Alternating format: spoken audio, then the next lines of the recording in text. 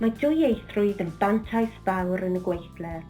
Mae'r gig yn wasanaeth sy'n symud yn gyflym ac yn rhyngweithio â bron i 1.5 miliwn o bobl pob 24 awr. Mae gennym fwy na 650 o arfaoedd gwahanol. Mae rôl i bawb. Mae cydymffurfio â safonau'r Gymraeg yn golygu bod mwy a mwy o gyflogwyr yn chwilio am siaradwyr Cymraeg sy'n gallu darparu gwasanaethau i'w cwsmeriaid yn ei dewis iaith. Yn fwy nag erioed, mae Cymraeg yn sgil defnyddiol iawn wrth gwneud cais am swyddi ac yn agor drysau sydd ar dau i bobl eraill. Ym Mwrdd Iechyd Prifysgol yn Eirin rydym yn cydnabod manteision dwyieithrwydd, felly rydym yn cynorthwyo ein staff i ddysgu Cymraeg, i ennill neu wella eu sgiliau. Dwy iaith, dwy sgil gwaith.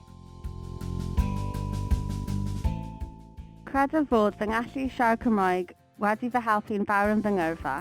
Mae bod yn ddwyieithog yn fy ngalluogi i ddarparu gwasanaethau ychwanegol i'r bobl yn fy ngofal. Dwi'n gweithio gyda phobl sydd wedi cael strok ac mae rai ohonynt yn siaradwyr Cymraeg. Rwy'n teimlo eu bod yn bwysig i nhw gallu trafod yn eu iaith gyntaf fel bod nhw'n gallu mynedu eu hunain mor hawdd a phosibl.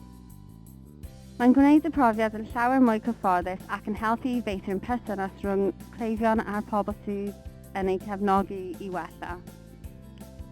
Gweld wynebau cleifion yn goleuo pan fyddai'n siarad â nhw yn eu iaith gyntaf yw'r reswm dwi'n credu bod siarad Cymraeg yn y gweithle mor bwysig.